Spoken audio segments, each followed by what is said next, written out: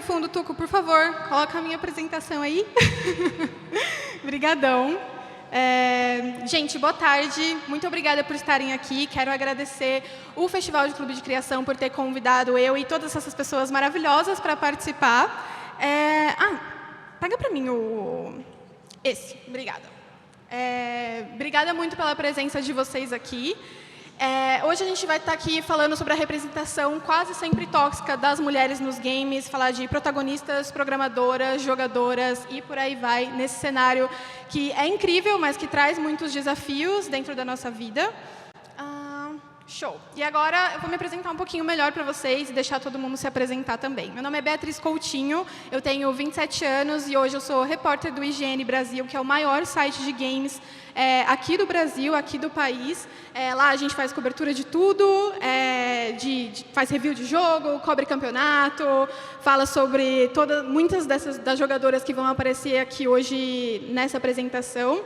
E estou muito feliz de estar aqui, é um assunto que eu gosto muito de falar e estou muito animada mesmo. Vou passar a palavra para o Augusto agora. Oi, pessoal, boa tarde.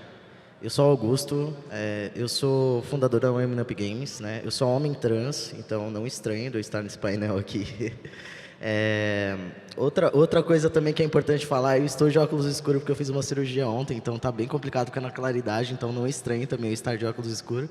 Mas para mim é muito feliz estar aqui com vocês hoje e dividir um pouco da minha trajetória também, junto com essas pessoas maravilhosas que estão aqui. Então, sejam muito bem-vindos. É isso. Obrigado. Oi, pessoal. Opa, tá funcionando? Tá. Oi, gente, tudo bem? Eu sou a Cíntia Rodrigues, eu sou Head Comercial Latam da GMD, que é uma agência que está há 12 anos no mercado, trabalhando com games, principalmente com as marcas endêmicas e todas as principais publishers do Brasil e do mundo. E eu estou grávida de 2 meninos, 2 meses não, de 5 meses. E é muito importante, eu estou muito feliz de estar aqui ocupando esses espaços de privilégio, trazendo a imagem da mulher grávida, trabalhadora e competente. E eu tenho muito prazer de trabalhar com vários times também, com várias orgs, principalmente com o cenário feminino, que precisa de tanto apoio. Olá, pessoal, tudo bem? Meu nome é Júlia, eu sou uma veterana da indústria de games, eu já trabalho nessa indústria há mais de 15 anos. Já passei por empresas como Level Up Games, como Riot, como Blizzard, Facebook Gaming também. Atualmente eu estou na Garena, que é a empresa desenvolvedora do Free Fire. E eu acho que esse é um assunto incrível. Eu com certeza tenho muita paixão por essa indústria e ela mudou muito nesses mais de 15 anos que eu estou nela, então eu vi grandes mudanças. E felizmente mudanças positivas. Então é um prazer estar com todas vocês, todos vocês aqui conversando sobre esse tópico que realmente é uma paixão muito grande para mim. Olá a todos, me chamo Daniele, mas sou conhecida como Tcherna. Estou no mundo dos jogos desde 2012.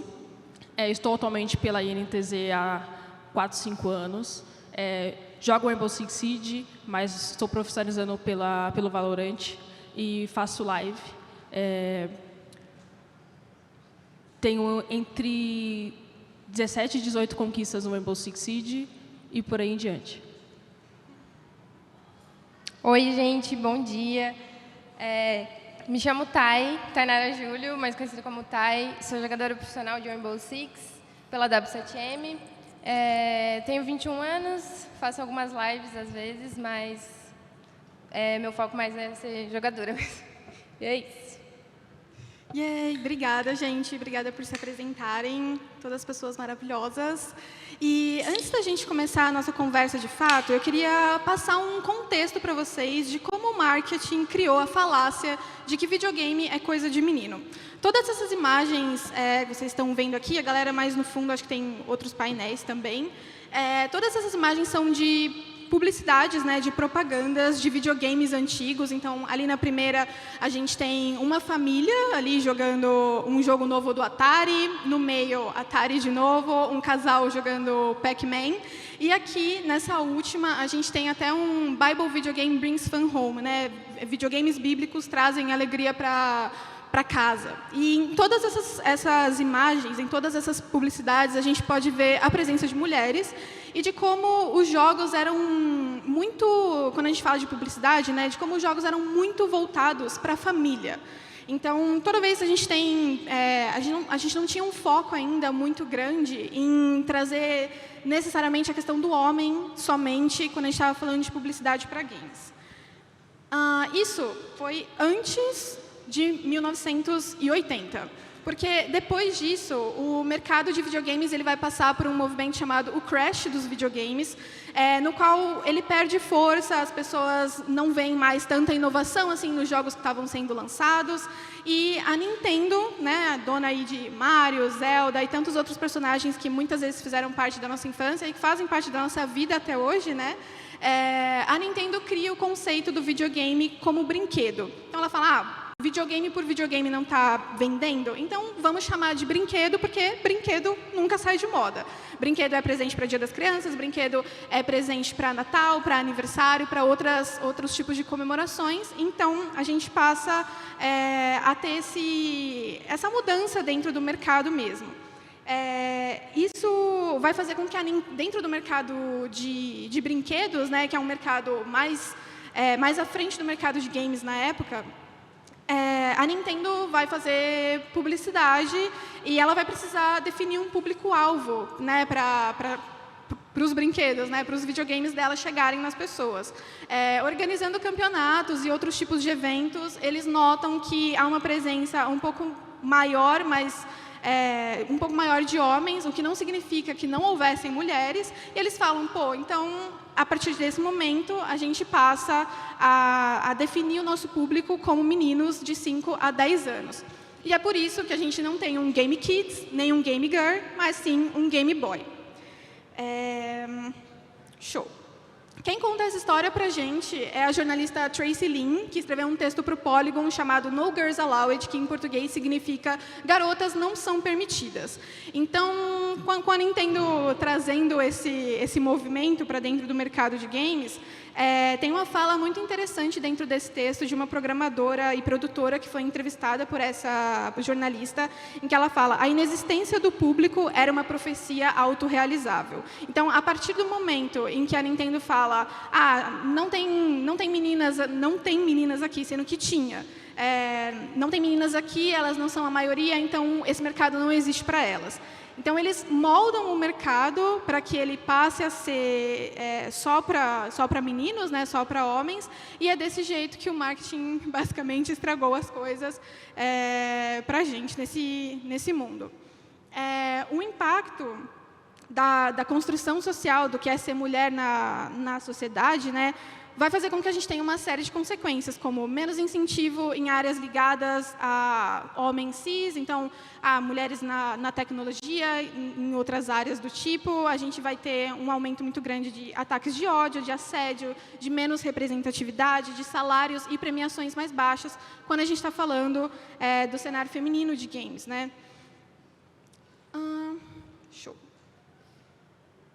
E a real é que a gente sempre teve a gente sempre esteve aqui, né? Aquela fala em que ela fala aquela fala da Brenda Laurel que eu mostrei aqui para vocês, em que ela fala sobre essa profecia autorrealizável, de como eles moldaram o mercado para que as mulheres não estivessem dentro dele.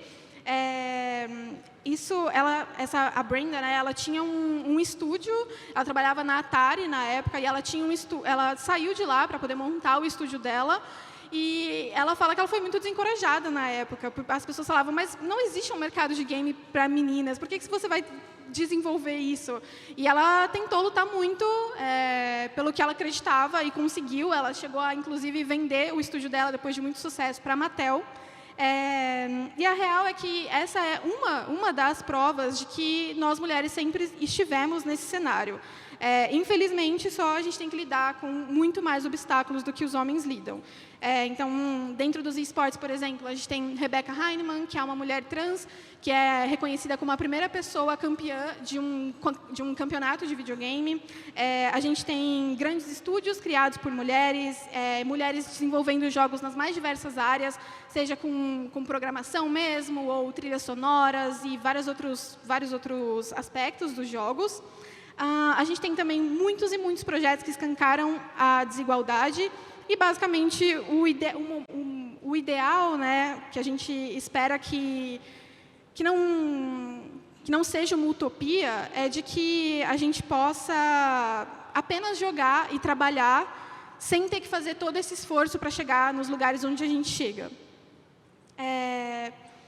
A gente ainda tem dados, infelizmente, como o do estudo Gender Bias in Video Game Dialogue, significa, em português, viés de gênero em diálogos de videogame, no qual 94% dos games que estavam no estudo mostraram que eles tinham o dobro de personagens masculinos e de diálogo, né, entre os personagens masculinos também. Mas a gente também passa a ter representações muito melhores e muito maiores de games, como, por exemplo, a Aloy do jogo Horizon Zero Dawn, que é uma protagonista feminina muito forte e muito incrível, que tem um desenvolvimento e um papel dentro do jogo no qual ela é protagonista. E nos esportes também, a gente, infelizmente, ainda não tem mulheres disputando torneios em times mistos, mas o cenário inclusivo vem se fortalecendo, embora faltem diversas condições para que mulheres e outras minorias, né, pessoas não binárias, pessoas trans, se desenvolvam dentro desse cenário. Bom, dado esse contexto enorme aqui para vocês, eu quero dar continuidade e passar um pouco a palavra para as meninas, dessa vez, e para o Augusto também, de como os games entraram na vida de vocês, seja por trabalho ou por diversão mesmo. Eu pensei da gente começar com a Thay para voltar para mim e eu dar seguimento aqui.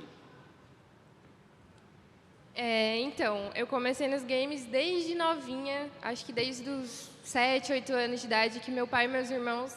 Eu sou filha única, mulher, né? E meus pais e meus irmãos sempre gostaram muito de games, de jogos, tecnologia, essas coisas.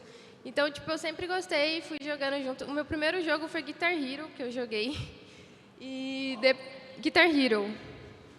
E depois meu pai começou a jogar Rainbow Six, que é o jogo que eu jogo profissionalmente hoje. E só tinha um computador em casa, ele jogava, e aí, tipo, quando ele precisava ir jantar, sair, fazer alguma coisa, eu ia lá e jogava no lugar dele, jogava com os amigos deles, e foi assim que foi indo. Eu comecei a jogar em 2017, o Rainbow Six, e daí foi indo, fui jogando Ranked, me chamaram para um time, fui me profissionalizando, e é isso. Foi assim que eu comecei. Antes da Xana falar, só queria falar que Guitar Hero também foi um dos meus primeiros contatos com games, porque eu não comecei jogando desde criancinha, assim. Eu descobri o Guitar Hero na adolescência e eu passei um ano inteiro pedindo para o meu pai me dar um PlayStation e ele não deu. Então, pai, se você não está aqui, mas saiba, todo mundo aqui, que eu guardo essa mágoa até hoje. Bom, eu entrei no mundo dos jogos por causa do meu primo. Ele tinha um PlayStation 2 e a gente sempre jogava o PES. E ele sempre falava, quem perder, lava a louça.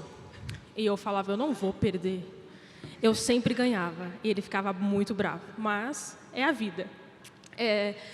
Em 2015, eu ganhei meu primeiro computador. E meu primeiro jogo, que eu comecei a jogar e perceber que eu era fanática, era o Infestation e o DayZ. Eu sempre amei jogo de tiro. Nunca gostei desses joguinhos de construção, de Minecraft, não gosto. Eu gosto de ação, eu gosto de tiro, eu gosto de corrida e por aí em diante. E em 2017, eu entrei no Rainbow Six também, comecei a jogar. E em 2018, fui para o meu primeiro profissional, a Gwink, no Rio de Janeiro. Infelizmente, não ganhei, mas foi muito aprendizado para mim, porque foi a primeira vez que eu comecei a entender que era uma profissão. Eu estava fazendo um trabalho, não era só diversão. Porque muitas crianças chegavam até mim, tiravam foto, e eu comecei a perceber que, gente, eu sou uma ídola para uma criancinha. E eu sempre coloquei na minha cabeça que eu sempre tenho que ser profissional. Então, eu entrei no mundo dos games com o Rainbow Six profissional, mas antes com o DayZ em 2015. Eu fico até triste ouvindo essas histórias, porque a minha começa um pouquinho mais cedo. Então, acho que meu primeiro contato com videogames foram na década de 80. Essa é a diferença. Mas engraçado é que eu não tinha um videogame na minha casa, mas eu ia na casa das minhas amigas jogar Nintendo ou até Atari, esse é o nível. E meu primeiro jogo em casa de verdade foi, na verdade, no PC. Foi num MSX e eu jogava com meu pai.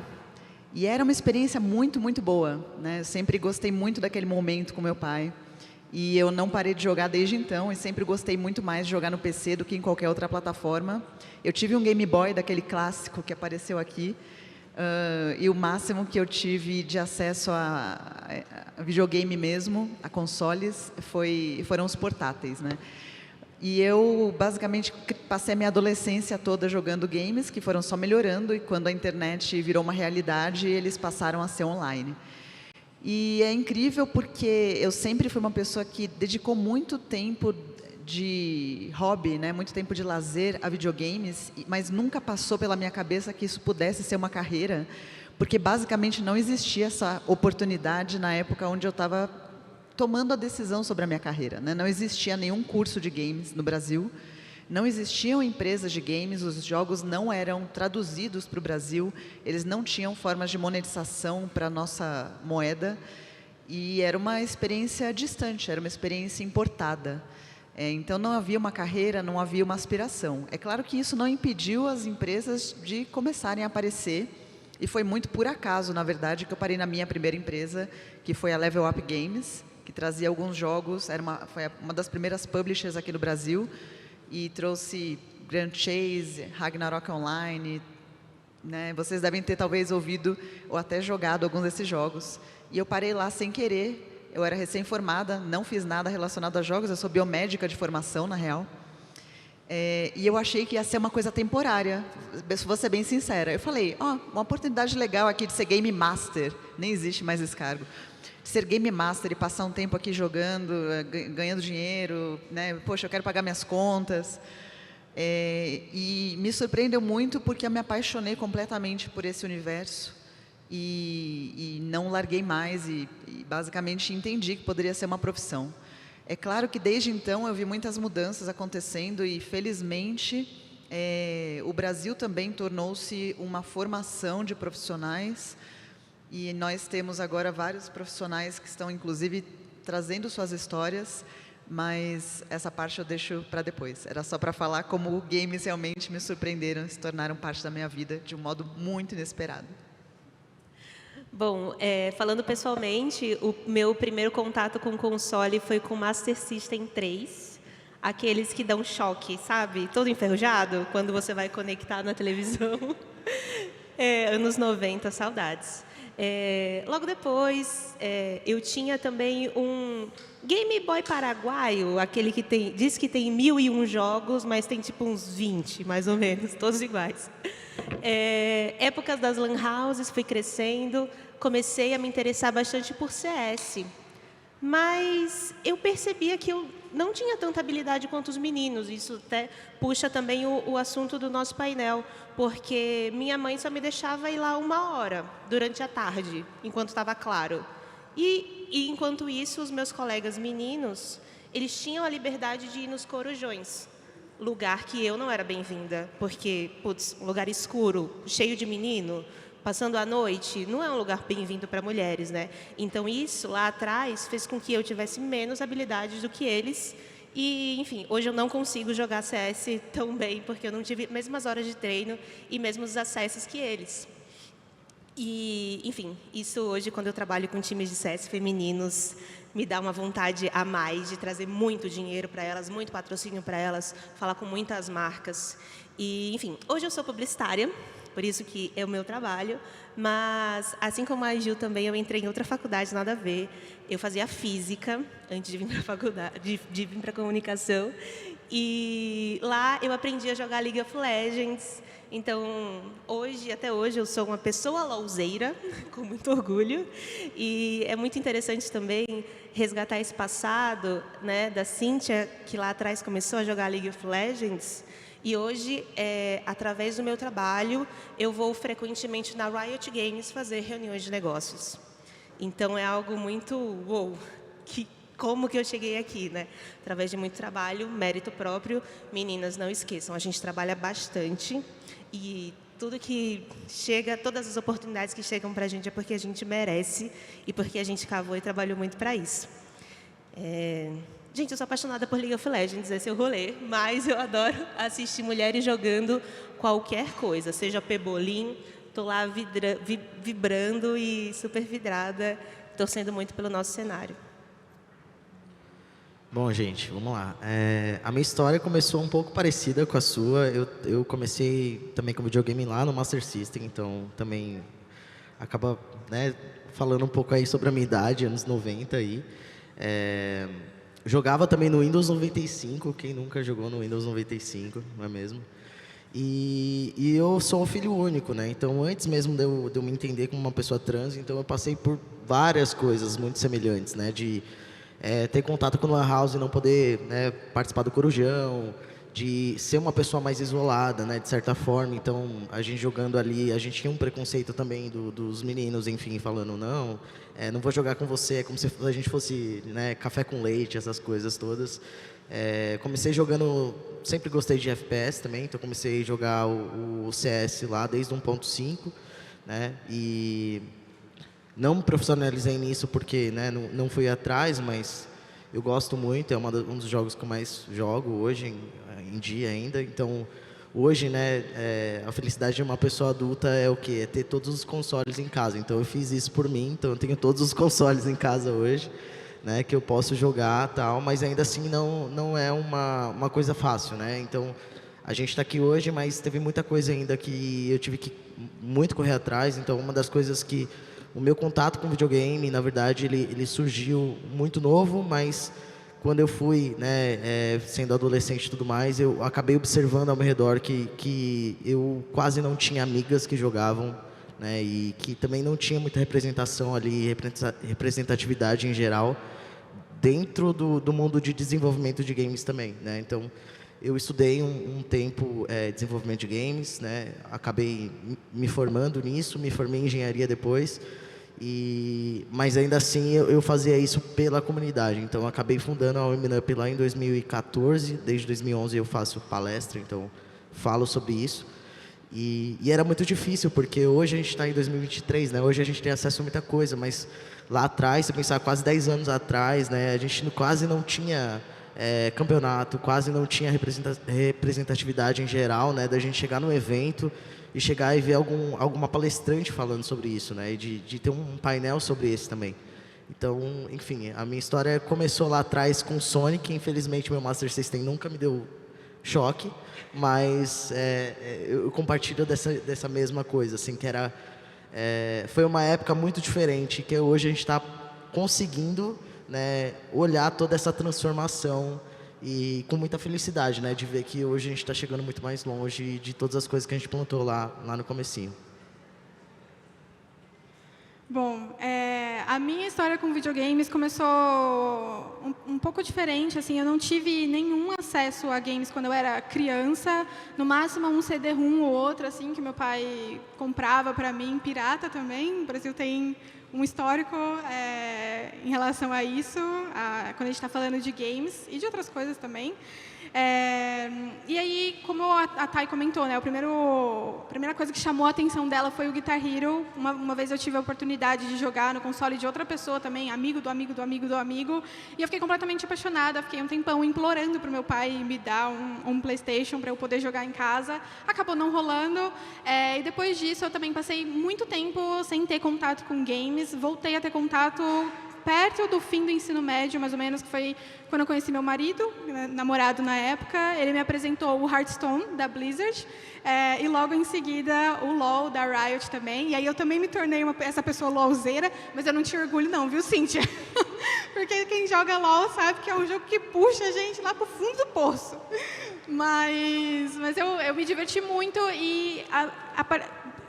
assim, pesquisando mais, entendendo melhor como o mercado e o cenário de games funcionavam, eu descobri os eSports, comecei a acompanhar o CBLOL como uma grande fã, acompanhei durante muito tempo como fã, E assim que eu entrei na faculdade de jornalismo, eu tive a certeza de que eu queria cobrir esse cenário. Na época, eu acho que tinham só 3 portais que falavam sobre esportes aqui no Brasil de forma mais profissional, assim, que era o Mais Esportes, a ESPN Brasil tinha acabado de começar a cobrir esportes também, e a Sport TV, que hoje em dia é o GE, né, que cuida dessa parte para eles.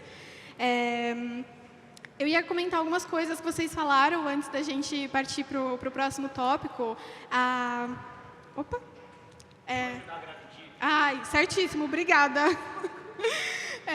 Como a Júlia falou, eu tive essa oportunidade de escolher que eu queria trabalhar com isso, eu não me caiu assim, tipo, eu não cheguei no cenário de games perdida, mas eu queria muito comentar isso que você falou de a gente não tinha um curso antes ou algo que apresentasse o que era games pra gente. Se você não tinha tido esse contato um pouco mais nova, talvez você fosse parar nesse cenário, como a Júlia falou, que parou, que foi meio do nada, assim. E hoje em dia as coisas mudaram muito já. A gente não só tem, por exemplo, esse painel acontecendo aqui agora, como eu sou professora do curso de esportes, jornalismo de esportes da Faculdade Casper Libero, aqui em São Paulo.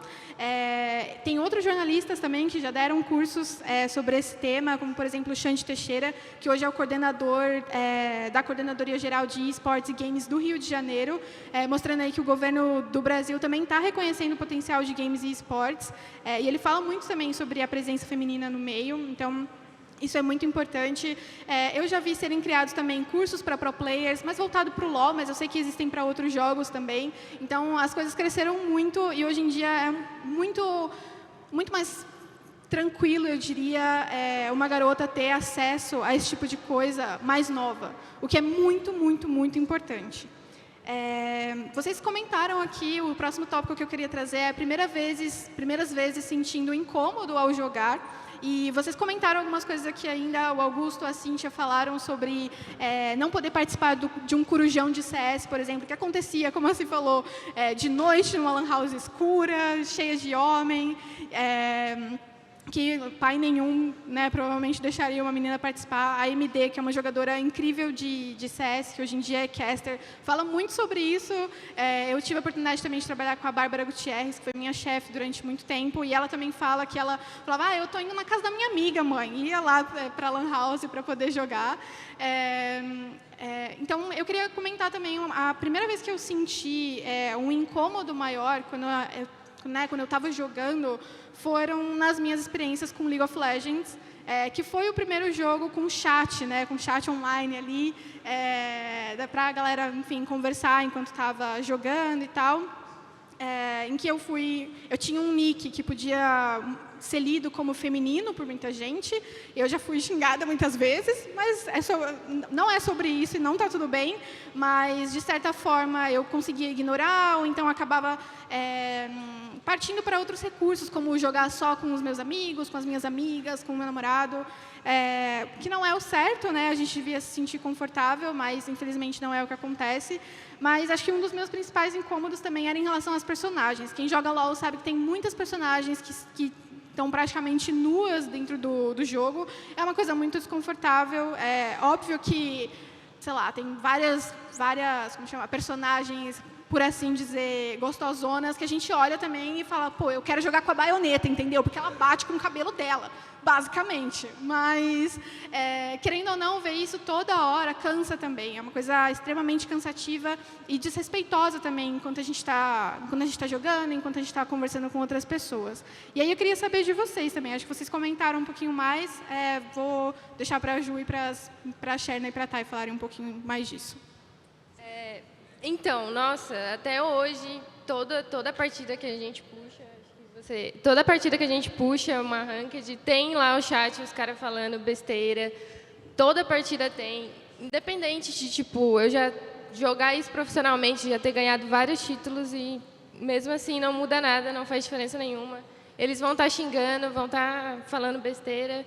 E, tipo, no começo eu até cheguei a duvidar, a perguntar para mim mesma se era isso que eles estavam falando, mas hoje em dia é um negócio que eu ignoro, não tem porquê, tipo, isso diz muito mais sobre eles do que você, então foi assim que eu consegui, tipo, ignorar e seguir em frente e provar para mim mesma que nada disso que eles estavam falando era verdade. E É isso. Olha, eu acho que não dá nem para contar quantas vezes eu senti incômodo. Mas dá para contar agora quantas vezes eu tô nem aí. Eu utilizei 3 nomes, 3 nicknames. O primeiro foi Heitor, que eu não gostava que o pessoal me xingasse. Eu ficava muito abalada, já até pensei em parar de jogar quando eu jogava como Heitor. Joguei como Magic Free, nome neutro, ninguém sabia quem era. E quando eu coloquei Cherna, começou a muvuca. Parece que eu abri uma porta e um monte de gente sem noção passou pela porta. Quando eu fui indicada no Prêmio Esportes, muitas pessoas chegaram até mim e falaram assim, você está lá porque é um prêmio de uma emissora, você está lá para preencher uma cota, se você for, eu vou te matar. Estou viva ainda, tá bom? Não morri. Que bom. Exatamente. Processei um monte de criança, tadinho do pai e da mãe, mas eu sempre coloco na minha cabeça, e não só na minha, como em muitas mulheres, a seguinte frase: se a gente ficar quieta, eles vão acostumar. Sempre que eu vejo alguém me xingar no jogo, eu falo, cara, você não tem nada para fazer, não? Ah, você isso, você aquilo. Eu falei assim, eu sou ruim, você está morrendo para mim, e eu sou ruim. Ah, vai lavar uma louça. Aí eu falo, vai capir um lote, vai fazer alguma coisa da sua vida, para de encher o saco, a gente quer jogar. E até muitas das vezes, muitos times, muitas lines de homens não gostam de jogar com um time feminino. Por quê? Se eu perder, eu vou ser zoado. Se eu perder, nossa, eu vou perder uma parte do time. Então, eu acho que, infelizmente, isso não vai acabar. Mas nós precisamos abrir a boca. Nós não podemos deixar que isso é um costume. Não, a gente tem que parar com esse costume. Porque nós seremos o futuro. Então, se a gente está deixando todo mundo ficar falando, a criança de 9, de 10 vai achar normal, eu estou brincando. Isso não é brincadeira, isso é sério. Pode falar, Ju. Não, eu ia falar que mulheres no esportes, eu acho que vocês são muito corajosas por ocuparem esse espaço, porque é um espaço de muita exposição, tá? Eu que nunca fui uma pessoa no esportes, mas fui uma pessoa na profissão, por exemplo, vocês estavam falando da toxicidade no League of Legends, né? Eu fui a primeira community manager do League of Legends. Eu era a pessoa que liderava a área de comunidade. E é claro que era uma grande preocupação a questão da toxicidade, né? Que envolve não apenas, mas também a questão de agressividade contra as mulheres que estavam jogando. Então, é claro que esse é um tópico que, hoje em dia, ele é muito sério e eu vejo um progresso acontecendo, mas em algum momento a gente viu casos muito fortes acontecendo e muito icônicos, né? Então, essas agressividades contra pro players, elas não são novidade.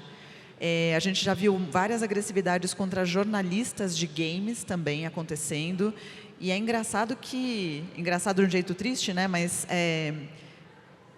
a pessoa se sente tão incomodada com aquela situação, ela se sente tão no direito de dominar esse espaço do game, que ela não aceita ter uma mulher ali ocupando aquele espaço, que talvez, assim, de um jeito muito agressivo, ela se sinta validada por ela mesma e as vozes da cabeça dela, e às vezes até pessoas ao redor, né, a agredir as mulheres que estão ocupando esse espaço. E nós vamos ocupar esse espaço, a gente sempre ocupou esse espaço, essa que é real, né? Não é uma coisa que, nossa, descobriu-se que mulheres gostam de jogos. Não, nós sempre gostamos, né?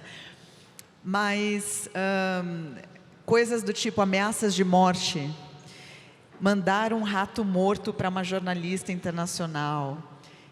Isso me parece, assim, além, sabe? É diferente você se sentir incomodado por qualquer razão que não faz sentido, mas a agressividade eu acho que é além, sabe? E uma outra coisa que você falou que eu acho interessante foi a representação da figura feminina nos jogos, né?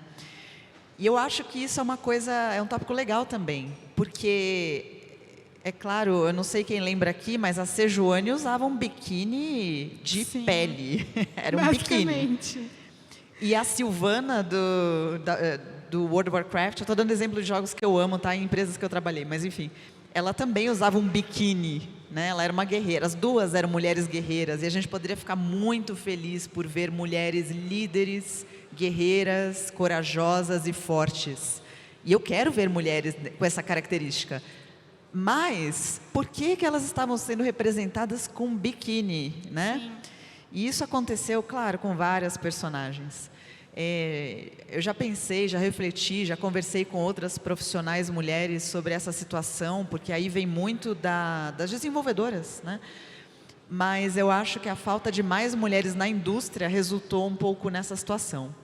E não só mulheres na indústria, mas mulheres na liderança das indústrias, né? Mas, por outro lado, também tem coisas boas acontecendo, né? Essas duas personagens que eu falei, inclusive, elas sofreram reworks. Então, elas foram modificadas e agora elas usam calça, elas usam armaduras, elas usam roupas que fazem sentido com quem elas são, o ambiente onde elas estão. Então, é claro que também existe espaço para progressão, né? Para mudança. Sim, com certeza. Eu ia falar também, a Sherna falou sobre a importância de não nos calarmos, de falarmos sobre as coisas ruins que acontecem nesse cenário. Eu comentei aqui, né, eu dei um jeito de ignorar o chat do LoL e outros aspectos, né, dentro dessa comunidade, mas como jornalista, eu estou sempre ali. Eu estou sempre ali cobrando a Riot quando ela não tinha ainda casters femininas no LoL. Eu cobrei outras desenvolvedoras em relação ao que a Ju comentou agora, sobre a aparência, né, como as personagens são vistas dentro dos jogos. Eu já cobrei times que não pagaram suas jogadoras, eu já cobrei times que não ofereciam o mesmo salário, ou organizadoras, né, de campeonatos que não ofereciam a mesma premiação para homens e mulheres. Então, eu concordo 100% com o que a Sherna falou em relação de não podemos ficar caladas. É difícil, porque nem sempre você vai ter uma mulher dentro da sua equipe para você poder contar com ela e etc., mas juntas, definitivamente, podemos fazer muito mais. Acho que esses são vários dos exemplos, né, do que está aqui no slide também, de como a profecia autorrealizável impacta as mulheres nos games, nos esportes. Aquela profecia que eu comentei no começo, que a desenvolvedora da Atari falou, né, de eles moldaram esse mercado, esse cenário, para ser voltado só para homens. E essas são algumas das várias consequências que a gente vê disso até hoje, infelizmente. E entrando justamente no que a Ju tinha falado sobre o mercado de trabalho, eu acho que o mercado de trabalho é a principal chave para a gente modificar esse cenário hoje, e o tópico que eu trago agora é como tornar esse meio melhor e como isso está ligado diretamente ao mercado de trabalho. Vou passar a palavra primeiro para o Augusto, para ele falar do trabalho dele com a Woman Up Games, e quero ouvir mais a Cíntia e a Ju também. Bom, gente, vamos lá. A Women Up nasceu de uma necessidade, na verdade, né, de falar, não sou completamente louco e não sou só eu que gosto de games, né, e eu preciso juntar essas pessoas. Então, comecei chamando voluntárias, enfim, esse foi o meu trabalho, enfim, um trabalho voluntário total. E a gente começou, e eu comecei a encher o saco das empresas, enfim, né, então, chegando lá na Xbox, falando, e aí, Xbox, como que a gente pode fazer, né? E aí, NVIDIA, o que a gente pode fazer? No começo, todos eles achavam que eu era maluco, mas, enfim, eu persisti, continuei sendo maluco mesmo, e comecei a juntar uma legião de gente, né? De falar, beleza, vamos fazer, então, já que a gente não tem apoio no começo, vamos fazer campeonato nós mesmas, né, na época. E aí, a gente começou a realmente fazer isso, né? A fazer parceria do tipo, olha, a gente vai trazer tudo aqui, você me dá um espaço, então a gente fazia muito isso. Até que chegou um certo momento que a gente realmente teve apoio, né? Que aí a gente começou a ser convidada para ir nessas empresas, enfim, né? Então, eles me chamavam para ir na NVIDIA, enfim, lançamento de placa de vídeo, né? E aí chegou uma hora também que eu até chamei a atenção deles. Eu falei, poxa, a gente quase não vê propaganda, né, para o público feminino, essa é a verdade. E a propaganda que vocês acham que é legal é colocar um computador rosa com headset rosa e falar, ah, esse é para mulher. E não é bem assim que funciona, né? E se a gente olhar, poxa, o poder aquisitivo de todas as mulheres, de poder montar um computador, de poder comprar um periférico legal, de poder comprar um videogame, não é querer o rosa, mas é querer um legal que ela possa jogar também de igual para igual, né? E aí, quando eu cheguei lá, na época tinha a Dani Rigon, que ela né, é jornalista também, e aí eu contei, né, e tinha eu, a Dani Rigon e mais uma pessoa. Só, de imagina toda essa plateia aqui vendo o lançamento de placas de vídeo e essas mulheres, assim. E eu falei, não, tem alguma coisa errada, né? E aí eu comecei a falar com eles, né? Então eu tive muito desse contato, né? Depois com a BGS também, não sei se vocês chegaram numa época, mas que a BGS ela era muito parecida com a feira do automóvel, né? Que tinha um monte de modelo. Sim. Tinha o game ali, um monte de modelo e assim, não tinha nada a ver, sabe? O público, um monte de criança andando, também não tinha nada a ver mesmo. Não que na feira do automóvel tenha, mas enfim, quando a gente fala de games tem menos a ver ainda.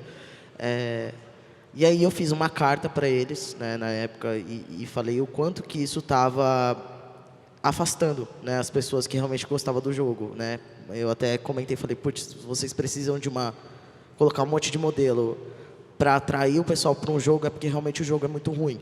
Porque não tem outra possibilidade de você querer chamar atenção por uma coisa que, e assim, tá, ou de novo, objetificando uma mulher, né, sexualizando ela e colocando na frente de um jogo. Então, eu lembro até que foi o lançamento do Assassin's Creed, que, enfim, né, lá o primeiro estava bombando e tudo mais. E aí sim eu tive uma conversa com eles e aí começou a mudar o formato. Hoje, se vocês forem na BGS, é um formato completamente diferente, já não tem nada a ver, né, dessa parte de demonstração e tudo mais. Mas é isso, eu acho que o meu trabalho é muito... eu fiz muita coisa de formiguinha, né? Então, muita coisa do que eu fiz lá atrás hoje está dando semente, né? Hoje está dando frutos, na verdade. Então, foi a sementinha lá. E eu não digo só eu, né, mas todo mundo que apoiou, todo mundo que estava de voluntário, enfim, voluntários também, porque a gente teve bastante. E esse foi um pouco da minha trajetória aí, até começar a trabalhar definitivamente com a inclusão de mulheres também dentro da tecnologia, como desenvolvedoras, como, enfim, game devs e tudo mais. Mas eu queria trazer só esse exemplo para vocês, para mostrar um pouco que não é impossível, né? Então, cada eu acho que a gente pode ali fazer um pouquinho e obviamente que a gente vai conseguir fazer barulho em conjunto, né? Mas que se vocês tiverem vontade, né, não desistam porque alguém fala que é difícil ou porque fala que não tem jeito, sabe? Então é isso.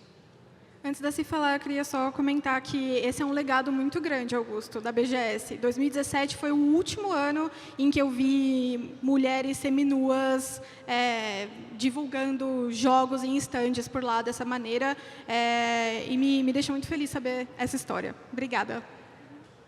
Reforçando o que o Augusto comentou e que as meninas também reforçaram, é muito importante a gente se posicionar. E até puxando o gancho da pergunta, né? Eu não entendo que o mercado de trabalho esteja separado da nossa vida real, é justamente o conjunto que a gente vê na sociedade e o que a gente vive, e muito no meu dia a dia do trabalho, como publicitária, e é muito importante até falar isso no clube de criação. Sabe quando vocês veem uma campanha na rua que você pensa, gente, será que não tinha ninguém lá dentro para dar um toque nessa galera? Alguma campanha machista, racista, homofóbica, escrota, e às vezes parece que não tem. Então, eu faço questão, principalmente por ter sofrido na pele tantas coisas na minha carreira, na minha trajetória de vida, então eu faço muita questão de ser a chata que vai falar, gente, vamos dar uma revisada nisso? Porque às vezes algum parceiro externo, homem cis branco, enfim, está tão imerso, para ele, é tão um espaço normal, os meninos estarem numa sala escura, jogando, tudo fedendo, mas está tudo ótimo, porque eles se sentem super confortáveis dessa forma. Eu não me sentia segura fisicamente para estar no Lan House na madrugada. Então, eu não quero que as meninas hoje no privilégio do meu trabalho, que elas se sintam da mesma forma que eu me sentia lá atrás. Então, é a minha obrigação trazer esse olhar de acolhimento para as mulheres, que não é nem acolhimento, gente, é o básico, pelo amor de Deus. Vamos fazer coisa para todo mundo. E eu nem estou falando disso num lugar de coitadismo. Não, gente, se você faz um produto e você acha que o seu targeting é só metade do que ele targeting, você está perdendo dinheiro, cara. Porque se você vender o mesmo produto só para homens, você consegue X. Se você vender o mesmo produto para homens e mulheres, você consegue 2X. É matemática, é básico. Então, tem muitas marcas que ainda não percebem o potencial financeiro de olhar para as mulheres com um potencial de consumidora. E não é só colocar o headset rosa, né? Então, vai muito além disso.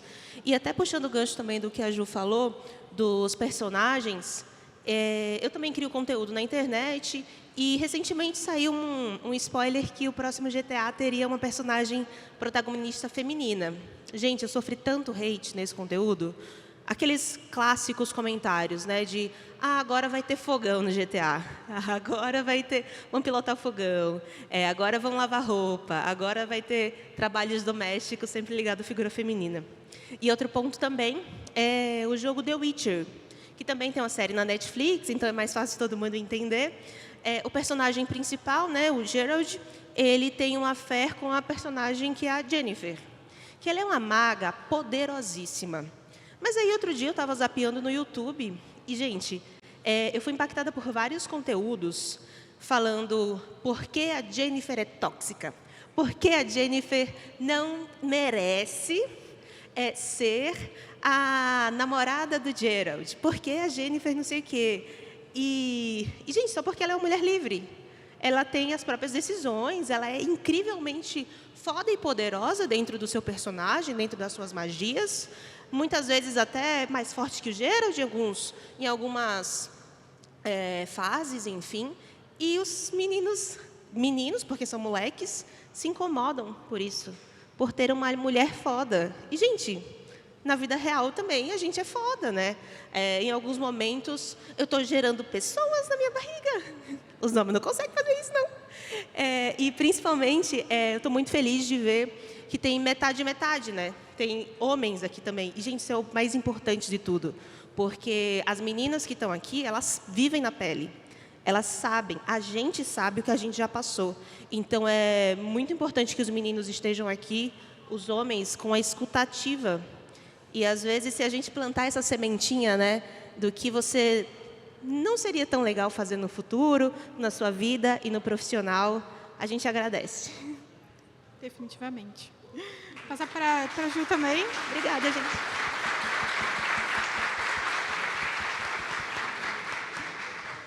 Ju, também quero que você comente sobre como você acredita que o mercado de trabalho pode fazer a diferença dentro do cenário gamer feminino. Então, vamos lá.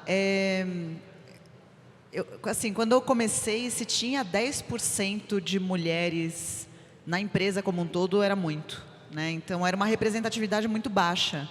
O que quer dizer que não existia muita voz justamente para reclamar das coisas que a gente via que estavam erradas, né? Puxa, estão xingando muito na nossa comunidade jogadoras femininas. Puxa, não existe uma oportunidade justa para a gente desenvolver um cenário feminino competitivo de esportes.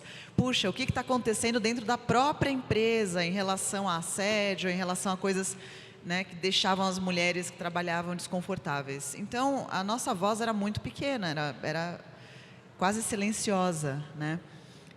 O que começou a acontecer é que cada vez mais mulheres começaram a se juntar a esse mercado de trabalho e essa indústria, e elas começaram a ocupar cargos de liderança também, ainda de uma forma muito pequena. Mas isso trouxe uma mudança. Então, uma coisa que no começo não existia de forma alguma, hoje já é uma questão comum até, que é justamente grupos de afinidade dentro das empresas, ou então, uma coisa que eu já fiz, inclusive em 2 das empresas que eu trabalhei, é ser uma das pessoas que checava novos designs de personagens ou de skins, né? E isso é muito legal, ter esse tipo de validação interna, né? Assim, essa personagem, essa arte dela, ela está adequada para a sua região? E havia muitas mulheres que levantavam a mão e falavam, gente, está um pouco sexualizada, vamos dar um jeito nisso? Tá? Então, por existirem mulheres nesses ambientes, essa mudança começou a acontecer para o público também. Né? Os questionamentos que incomodavam as jogadoras mulheres começaram a ser trazidas para dentro das empresas por causa das profissionais mulheres. E hoje em dia, apesar de ainda ser um pouco mais difícil ter mulheres em cargos de liderança, a gente já, pelo menos na empresa que eu trabalho, nós já representamos o que deveríamos representar, que é 50%. 50% das pessoas que trabalham na minha empresa são mulheres. Tá? E isso é uma coisa, foi um salto muito grande dos 5% a 10% que eu tinha no começo. E é interessante que as mulheres começaram a falar, né? Elas começaram a falar sobre, gente, não é legal esse tipo de comportamento na empresa, gente, vamos denunciar o que não está legal. E aí vocês podem ter visto um ou outro caso que foi denunciado e acabou sendo público. Mas, com certeza, se existem movimentos para as jogadoras hoje em dia, foi porque também muitas mulheres que estavam ali na linha de frente dentro das empresas estavam gritando para que isso acontecesse, né? E elas estavam gritando porque o lado de fora também estava gritando, né? Então, foi uma voz unida, né, dos dois lados. Então, é muito importante ter esse tipo de representatividade na liderança, é muito importante ter a representatividade dentro das empresas, e nenhuma mulher deveria se sentir inibida de tentar seguir essa carreira, tá? Apesar de talvez existirem sim muitas situações de agressividade, mesmo quando estamos jogando, e isso continua acontecendo mesmo hoje com todas nós, mas eu acho que é importante não se deixar inibir por ser um ambiente mais difícil, porque isso está mudando sim, tá? E é muito importante que continue mudando. Eu concordo 100%. Eu ia falar também que, dentro da redação do IGN Brasil, hoje, a gente tem muito mais mulheres do que já tivemos um dia, e também faz uma mega diferença. Nem sei se eu podia compartilhar esse dado aqui, mas eu vou falar que a audiência feminina do IGN cresceu nos últimos meses, por conta de um movimento muito natural, na verdade. Entraram muitas mulheres na redação, e a gente tem conseguido alcançar esses e outros públicos também, falando de uma infinidade de assuntos importantes, e não necessariamente também só trazendo um texto, por exemplo, sobre o tema que a gente está tratando aqui agora, mas falando de forma natural também, porque é isso, é o que a gente falou no começo, sabe? Estivemos aqui desde o começo, estamos e continuaremos estando aqui, então essa indústria é nossa também. Temos tempo para perguntas? Não tenho certeza se temos ou não. Não? Tá bom. Sem problemas. Gente, eu queria muito... Mas pode encerrar já, né? Tá. Tá bom.